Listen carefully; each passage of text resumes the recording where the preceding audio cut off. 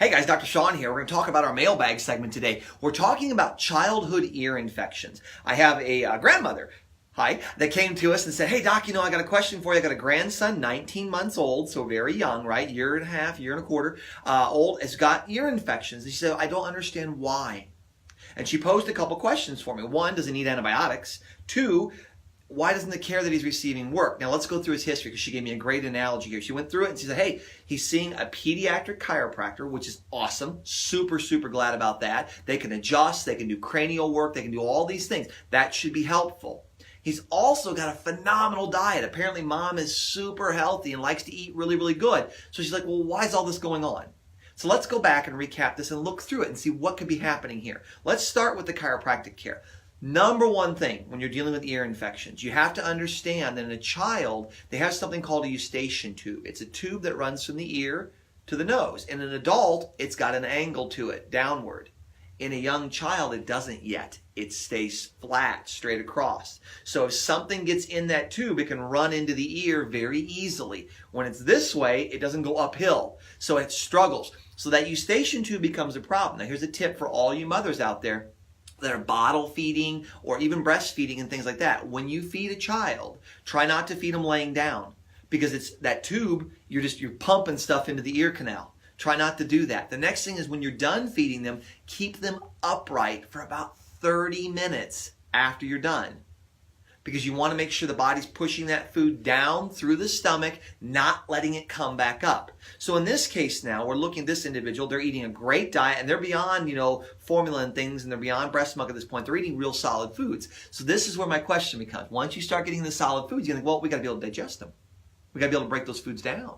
So that's where I would start. I would look there. I would run an integrated urinalysis panel. I call it an IUP. It's a body audit, guys. It is an epigenetic profile. It's going to go through and let you know when you eat your food, can you digest it? You can eat the most perfect diet in the world, but if the body cannot digest, absorb, utilize, transport, and remove the waste, it can harm you. And I'll bet you're going to find your answer there with this one. I bet the good food that's going in isn't getting burned in the engine. And if that engine can't burn it up, now that food sits. And if that food sits, then eventually it's going to rot. It's going to putrefy. It's going to ferment. And now you're going to get things that are bubbling in that little cauldron in the belly. And the next thing you know, stuff might come up. It might get into that ear canal. Next thing you know, you have problems. So I'll bet you'll find your answer there, or at least a piece of it. So run that integrated urinalysis panel for a starting guide to know, okay, where do I go? You should do this on everybody, no matter what. This is the best test you can run to know where your body's at and the price it's paying to stay there. It is a phenomenal exam. Now, once you're through that, now let's go back to the chiropractic side of things. Find out if your pediatric chiropractor knows how to adjust the ear. There are 3 little ossicles inside that ear, 3 little tiny bones, right? And they all sit together. They can get fixated or stuck against that eardrum. If they're not moving freely, then the whole thing is locked up. If it's locked up, it's not pumping. It's not doing its job. So fluid and things can get stagnant and sit. The eustachian tube itself can get a little bit of a kink in it there. When it gets a kink and it gets a little ripple in there, think like a low spot. Now stuff can pool. Bacteria, viruses, funguses. The environment becomes right for growth of things you don't want. So find out from your chiropractor if they know how to correct that. Don't just take their word for it. Say, hey, doc, have you ever done adjustments of the ossicles? Do you know how to do this? Have you ever adjusted the ear? Do you know how to do this? It's okay if they don't. I don't expect them to know how, to be honest.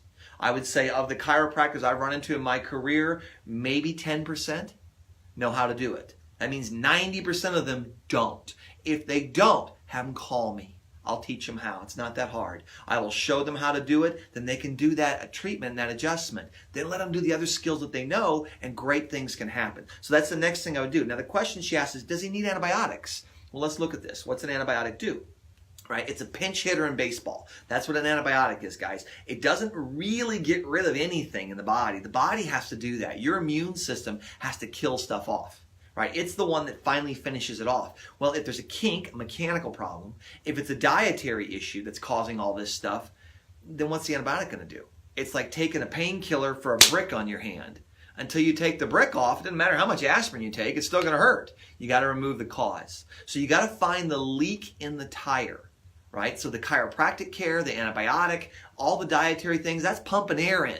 But if you got a big hole in the bottom of it, you can pump all day. You can't get enough air in the tire. So you got to find that cause. So what I do, the antibiotic, it has its place. It's a fire truck on a fire. In my experience and in my opinion and what I've seen clinically and through the journals and the pediatric journals and ear infections, antibiotics are slim to none if effective. They just don't do a whole lot for ear problems. Now, if you had a serious type infection that maybe is fungal, they might help a little. If you get a bacterial thing, they might help. But if it's viral, they'll do nothing. So you look at that and say, well, they're kind of hit and miss. So they're not that effective. So there I might kind of tread lightly for a little while and try these other approaches first. The last one is, why doesn't all her care work? Well, we kind of answered. Let's recap what we talked about here. You need to know, can you digest the food you're putting in? A good diet can still rot, right? Even lettuce goes bad in a crisper in the refrigerator. I used to call it the rotter. Even lettuce will turn brown. Right? So good food can go bad if you don't digest it. So run an IUP. The next thing, find out if your chiropractor, the pediatric chiropractor, knows how to adjust the ossicles of the ear. It's a critical step.